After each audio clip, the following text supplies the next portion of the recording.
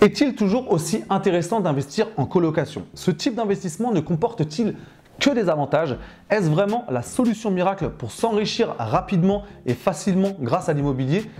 Et surtout, comment interpréter le changement de ton de certains formateurs immobiliers qui pourtant auparavant faisaient l'apologie de ce mode d'investissement en mode nouvelle ruée vers l'or et qui aujourd'hui se montrent un petit peu plus discrets sur le sujet. Salut, c'est Anthony, soyez les bienvenus sur cette nouvelle vidéo qui sera donc consacrée à l'investissement immobilier en colocation.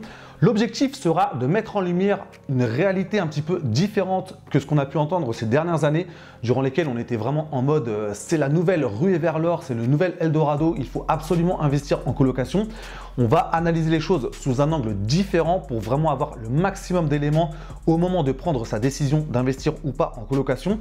On va donc présenter ce qui, selon moi, sont les 5 raisons qui pourraient nous pousser à justement ne pas investir en colocation. Ce qui ne veut pas dire que je cherche à vous décourager. De toute façon, soyons clairs, j'ai moi-même 2 appartements en colocation, donc je serais mal placé pour vous dire qu'il ne faut absolument pas faire ce type d'investissement. Vous pourriez vous dire, mais attends, le mec il est en train de nous expliquer qu'il ne faut pas investir alors que lui-même a 2 appartements. C'est juste que parfois, il y a une grosse différence entre la théorie et la pratique, le concret, le terrain. C'est-à-dire qu'on peut très bien être en mode euphorique en se disant c'est vraiment ce que je veux faire, ça a l'air de super bien marcher, il faut absolument que je me lance en colocation. On se lance et après, sur le concret, sur le terrain, on se rend compte que c'est un petit peu différent, voire grandement différent par rapport à ce qu'on avait imaginé dans sa tête au moment où on a pris sa décision. Donc c'est vraiment l'objectif de cette vidéo. Vous me connaissez, à chaque fois j'essaye de vous donner le maximum d'éléments, d'avoir des points de vue différents, d'analyser les choses sous des angles différents pour vraiment avoir le maximum d'éléments au moment de prendre la meilleure décision possible pour vos investissements et donc pour votre argent. Cette première raison concerne l'augmentation de la concurrence parce que à force d'en parler, forcément sur ces dernières années, il y a eu une augmentation des personnes qui ont investi en colocation et forcément ça a créé plus d'offres en fait sur tel ou tel secteur. Il y a même des secteurs dans lesquels c'est totalement saturé d'offres de colocation et en face on n'a pas forcément une augmentation exponentielle de la demande. Donc forcément on peut se poser la question de l'impact sur la vacance locative, de l'impact sur les loyers et aussi de l'impact tout simplement sur les colocataires qui vont peut-être devenir plus exigeants parce qu'ils auront plus de choix.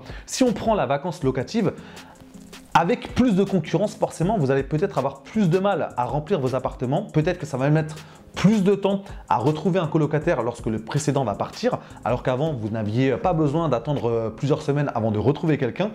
Peut-être aussi un impact sur les loyers parce que qui dit augmentation de l'offre sans nécessairement une augmentation de la demande, à un moment donné, peut-être qu'il va falloir jouer sur le loyer.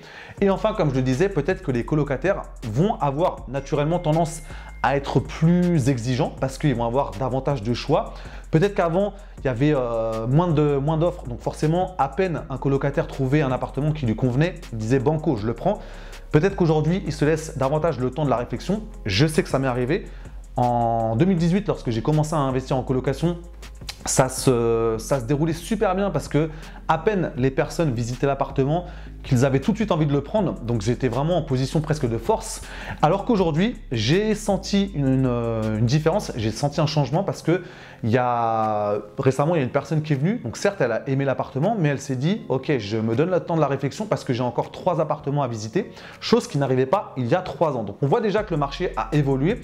Après, comme je disais en début de vidéo, forcément, c'est l'impact aussi de tout ce qu'on a vu ces dernières années sur Internet avec certains formateurs qui poussaient énormément à, j'allais dire, la consommation, à vraiment se dire « Ok, investissez en immobilier dans la colocation, c'est vraiment le truc qu'il faut faire en ce moment ». Forcément, il y a des personnes qui ont suivi cette direction. Moi, le premier, parce que j'ai investi en 2018 en écoutant un petit peu ce genre de discours. Après, j'ai quand même fait les choses, je pense, sérieusement parce que, on en reparlera tout à l'heure, je sais très bien que si un jour ça marche moins bien la colocation, je peux basculer sur un autre mode d'exploitation et je serai toujours rentable, même si je serai moins rentable. Mais les personnes qui l'ont fait vraiment en succombant à cet effet de mode, peut-être qu'aujourd'hui, ils commencent à se dire que c'est peut-être pas si, ça fait pas autant rêver que ça. Donc voilà, ça c'est vraiment la première raison. L'augmentation de la concurrence, c'est factuel en fait. On se rend compte que c'est peut-être plus compliqué aujourd'hui d'investir en colocation. Donc c'est la première raison qui pourrait nous pousser à nous dire « Ok, je préfère ne pas partir sur ce type d'exploitation, je vais plutôt m'intéresser à un autre mode d'exploitation pour investir dans l'immobilier ». La deuxième raison concerne l'impact sur la copropriété. Ça c'est hyper important d'être vigilant par rapport à ça. Je vous donne un exemple concret. Le stationnement. Imaginons que vous achetez un appartement dans une résidence dans laquelle il y a des places qui ne sont pas nominatives. Donc vous avez une résidence qui est fermée, il y a un portail d'accès. Et après, chacun peut en gros se garer où il veut en fonction des places disponibles. Je vous le dis parce que c'est mon cas. Imaginons que vous achetez un appartement, vous mettez une colocation en place, vous avez 4 chambres, donc vous avez donc 4 personnes. Chaque personne a un véhicule. Vous allez d'un seul coup ramener 4 véhicules dans la copropriété. Même si vous avez le droit, même si dans la copropriété, il n'y a rien dans le règlement qui interdit la colocation, forcément, ça peut avoir tendance à irriter certaines personnes de la copropriété. Après, je ne rentre pas dans le détail de savoir qui a tort, qui a raison. C'est juste qu'il va falloir être capable d'affronter ça parce que peut-être qu'un jour, vous allez assister à une assemblée générale et il y a des personnes qui vont presque vous reprocher ça. Donc, c'est des choses aussi à prendre en compte pour être capable de se dire « Ok, est-ce que je veux vraiment me prendre la tête avec ce genre d'investissement pour avoir ce genre de problème ?» C'est quelque chose que j'ai moi-même vécu dans une assemblée générale il y a quelques mois. Donc, pas directement, mais j'ai entendu en fait, parce que c'était un petit peu houleux sur d'autres sujets, et d'un seul coup j'ai entendu le problème du stationnement qui devenait de plus en plus compliqué parce qu'en plus comme il y avait des colocations, j'ai juste entendu ce mot stationnement, colocation. Bon, j'étais pas en train de dormir, hein, mais j'ai entendu ces deux mots-là, je me suis dit ok là, ça devient quelque chose d'important. Il faut être vigilant par rapport à ça. Après, comme je vous le dis, ça ne veut pas dire que c'est illégal de faire de la colocation, mais peut-être qu'à un moment donné, à force d'avoir des voisins qui vont faire peut-être même parfois des remontées d'informations au syndic, voire plus haut, peut-être qu'un jour, la législation va changer par rapport aux colocations. Ça se rapproche un petit peu de la location courte durée parce que à force d'avoir des personnes qui font des allers-retours, qui restent 1 jour, 2 jours, 3 jours, qui passent avec des valises dans les escaliers, bah forcément, ça a énervé d'autres voisins. Et ce qui est bien, c'est à un moment donné aussi de se mettre à leur place, de se dire, ok, est-ce que moi à leur place, ce ne serait pas quelque chose qui m'énerverait d'avoir de la difficulté à me garer alors que normalement avant j'arrivais à me garer facilement. Il faut un peu parfois se mettre à leur place. C'est aussi la même chose en ce qui concerne les nuisances parce que si vous n'êtes pas trop vigilant par rapport aux personnes que vous allez mettre dans les colocations, bah peut-être que ça va faire en sorte d'attirer d'autres personnes parce que ces personnes vont inviter d'autres personnes parce qu'en plus vous avez un grand salon pour recevoir, faire des fêtes. Forcément, c'est quelque chose qui ne va pas jouer en votre faveur pour avoir une bonne relation avec les autres copropriétaires. Donc après, je vous dresse un portrait un petit peu noir. Un petit peu noir, mais c'est quand même pas très loin de la réalité parce que moi, je le vis en ce moment par rapport au stationnement. Donc ça, c'est des choses à prendre en compte pour vraiment se dire, ok, est-ce que je suis capable de me lancer dans ce genre d'investissement avec ce genre de problèmes qui peuvent potentiellement apparaître. Après, si vous vous sentez armé et que vous dites, de toute façon, je sais que ça fait partie du jeu parce que certes, c'est une grosse rentabilité, ça permet d'avoir plus de cash flow positif, mais il faut aussi accepter ces contraintes-là. Pas de problème, au moins vous êtes sûr comment dire, dans quoi vous allez mettre les pieds. Par contre, si vous avez une petite réticence qui vous dit « Ok, je pense que je ne suis pas prêt pour partir dans ce type d'investissement », au moins vous saurez exactement pourquoi vous refusez d'investir en colocation. La troisième raison concerne une gestion locative potentiellement plus lourde et plus complexe parce que forcément, vous avez 3 chambres, 4 chambres, 5 chambres, vous avez plus de monde à trouver à chaque fois, vous avez plus souvent une rotation, donc vous avez un colocataire qui part, il faut en retrouver un autre. Vous avez aussi 3, 4, 5 quittances de loyer à faire chaque mois. Vous avez aussi plusieurs états des lieux à faire. Vous avez parfois aussi un certain flou juridique. Si je vous donne un exemple, par exemple les espaces communs, si à un moment donné vous avez quelque chose qui est dégradé ou quelque chose qui est cassé et que les colocataires n'arrivent pas à se mettre d'accord entre eux, bah, comment vous allez faire? Certes, vous pouvez vous dire, ok, je vais prendre à part égale sur chaque colocataire, je vais diviser en 4 ou 5 le prix de ce qui a été cassé, mais ça va vous prendre la tête en fait. Ce n'est pas le genre de truc, je pense, que vous voulez vivre lorsque vous investissez dans l'immobilier. Donc tout ça, c'est à prendre en compte en fait lorsque vous décidez d'investir sur ce mode d'exploitation. Il faut comprendre en fait que c'est assez lourd en fait cette gestion. Après, vous pouvez très bien vous dire, ok, je ne veux pas m'occuper de la gestion locative, je vais déléguer ça à une agence immobilière. Si vous le faites, on pourra se reparler pour savoir exactement les frais que vous allez devoir subir. Parce que j'ai essayé de le faire au début, j'ai essayé de déléguer ça à une agence. Déjà, premièrement, je n'avais pas forcément confiance parce que je me suis dit, ok, je veux vraiment savoir qui vient dans l'appartement, qui je mets dans l'appartement. Donc, je n'avais pas forcément envie de passer par une agence immobilière. Et surtout, quand j'ai vu les frais qu'ils me demandaient à chaque rotation de locataire, de colocataire, je me suis dit, ok, je vais reprendre la gestion locative moi-même parce que je veux vraiment réduire ces frais qui pouvaient vraiment exploser. Donc après, vous pouvez très bien vous dire, ok, je délègue ça, mais forcément, il faut être conscient que ça a un impact financier. Après, voilà, si on reprend du recul, on se dit, tout ça, ça fait aussi partie du jeu. Comme je disais tout à l'heure, le fait d'avoir une gestion locative plus lourde, plus complexe, c'est aussi la rançon du succès, c'est la rançon du fait d'avoir un cash flow positif qui est plus élevé. Forcément, on ne peut pas avoir le beurre et l'argent du beurre, il y a forcément des contraintes qui viennent en compensation entre guillemets du cash flow que vous allez générer. Donc tout ça, c'est aussi à prendre en compte, mais vraiment, je vous conseille d'analyser froidement et de vous dire, ok, est-ce que je suis capable de partir dans ce mode d'exploitation en sachant que la gestion locative peut être potentiellement plus lourde et plus complexe. Quatrième raison, impact de la crise sanitaire sur le marché de la colocation. Et ça, sur 2 points principaux. Premièrement, vous avez des étudiants qui ont beaucoup rendu leurs appartements parce qu'ils avaient des cours en distanciel pendant très longtemps. Donc forcément, ça a eu un impact direct sur le marché de la colocation.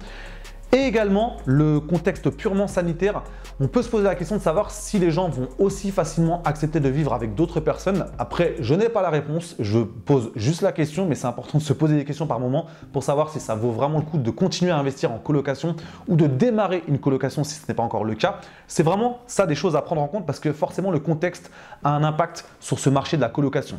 Bien évidemment, ça a eu aussi un impact sur le marché de la location courte durée, même si là, ça repart. Mais après, on peut se dire aussi que ça fait partie du jeu, mais est-ce qu'il n'y a pas une tendance lourde du côté du marché de la colocation? Est-ce que ça va toujours aussi bien marcher? Est-ce qu'il y aura toujours autant de demandes? Est-ce que la demande ne va pas stagner, voire régresser? Donc après, voilà, chacun prend son temps, prend une feuille, un stylo, analyse ses chiffres, analyse un petit peu le contexte. Peut-être même faire des projections, après on peut se tromper ou pas, hein, mais c'est jamais mal en fait de faire des projections pour avoir un petit peu une visée à moyen long terme pour savoir si ça vaut le coup de s'endetter sur 15, 20, 25 ans sur un appartement en colocation qui potentiellement risque de ne pas fonctionner dans 2, 3, 4, 5 ans si vous pensez que ça va se retourner. Donc voilà, c'est vraiment la 4e raison que je vous recommande d'analyser au moment de faire votre choix entre investir ou pas en colocation. Et enfin, 5e et dernière raison, le risque de n'être rentable qu'en colocation. Parce que souvent, quand on est un peu euphorique, on est en mode « faut vraiment que je me lance là-dedans, ça a l'air d'être un super bon plan », on a tendance à manquer de rigueur. C'est-à-dire qu'on va partir sur un appartement parce qu'on est vraiment focalisé colocation, colocation, colocation. On se dit « cet appartement est vraiment fait pour la coloc, ça va cartonner » et on en oublie de se dire si jamais ça ne marche pas ou si jamais ça marche au début mais qu'un jour ça ne marche plus, est-ce que j'ai une solution de secours? Est-ce que j'ai un plan B, un plan C?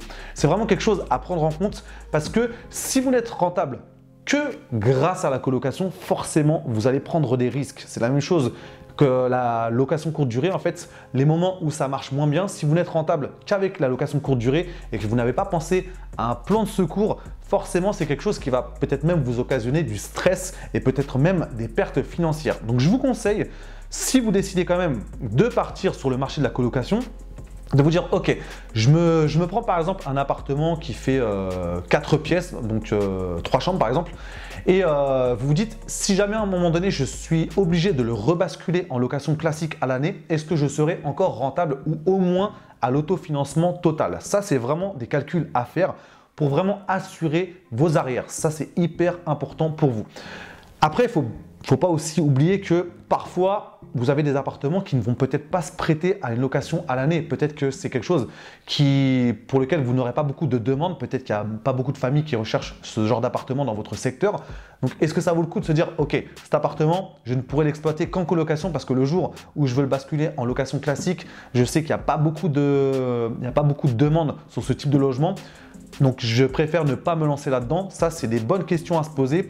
Après, le problème aussi avec ce phénomène de mode de la colocation, c'est qu'on a eu tendance à mettre le paquet dans les travaux pour vraiment avoir un appartement de qualité.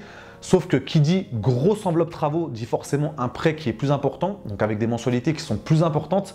Donc là, ça vous laisse quand même une marge de manœuvre qui est plus petite au moment de rebasculer en location classique si un jour la colocation ne marche plus.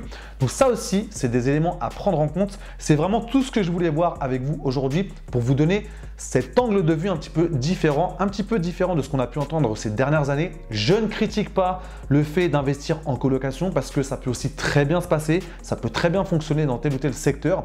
Mais encore une fois, je vous recommande, j'insiste là-dessus, voire je vous oblige à faire une vraie étude de marché pour savoir si ça vaut vraiment le coup d'investir ou pas en colocation. Donc, c'était les 5 raisons que je voulais voir avec vous aujourd'hui. Comme je disais en début de vidéo, de toute façon, j'ai moi-même 2 appartements en colocation. Pour vous dire clairement les choses, je ne veux plus investir en colocation. C'est quelque chose que j'ai fait. Je continue à avoir ces appartements-là, ces 2 appartements. Mais sur les prochains appartements que j'achèterai, je ne partirai plus sur ce marché de la colocation pour X raisons. On aura l'occasion d'en reparler. De toute façon, dans la vidéo d'aujourd'hui, vous avez compris un petit peu mon point de vue par rapport à ça. Mais voilà, il y a trop de choses qui font que je préfère partir sur d'autres types d'investissements. C'est pour ça que le dernier appartement qu'on a acheté avec ma compagne, c'est un studio. Je préfère vraiment partir là-dessus, même si ça fait moins de cash flow positif.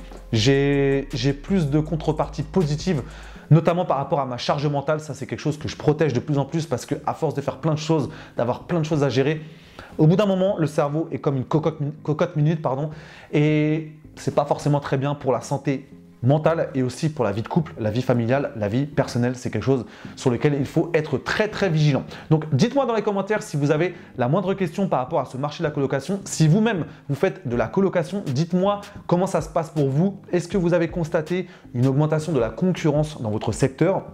Est-ce qu'à l'inverse, vous avez toujours l'impression que ça marche toujours aussi bien depuis X années que vous êtes sur le marché de la colocation? Dites-moi aussi si vous avez déjà eu un impact sur la relation avec vos voisins, l'impact sur la copropriété, parce que ça, c'est quelque chose qui concerne purement le terrain. On n'en parle pas assez, mais à un moment donné, quand on est dans une assemblée générale et qu'on a des remarques, voire des critiques sur ce qu'on a mis en place en termes de location, ça ne fait pas toujours plaisir. Donc dites-moi si ça vous est déjà arrivé, comment vous avez vécu la chose, comment vous avez peut-être parfois désamorcé certaines tensions par rapport à d'autres voisins. Donc dites-moi ça dans les commentaires. Je vous remercie pour votre attention. Je vous dis à très bientôt pour la prochaine vidéo, en sachant que, je le répète, on passe à une vidéo par semaine, mais à chaque fois, je suis vraiment pressé de vous retrouver. Je passe toute la semaine à réfléchir à comment attaquer la vidéo sous le bon angle pour vraiment vous donner le maximum d'éléments.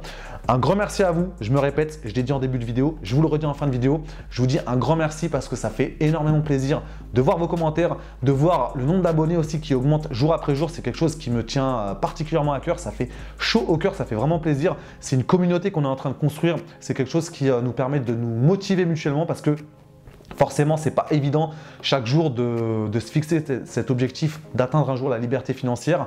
C'est parfois des moments de doute, des moments de stress, des moments de remise en question. Et le fait de pouvoir échanger sur les commentaires, le fait de pouvoir échanger aussi sur Instagram, si vous avez l'occasion de discuter avec moi, c'est quelque chose qui est hyper intéressant, hyper puissant pour continuer à se motiver mutuellement. Donc voilà, je vous souhaite une bonne après-midi, une bonne soirée, une bonne matinée. Ça dépend à quel moment vous regardez cette vidéo. Et je vous dis à très bientôt pour la prochaine vidéo.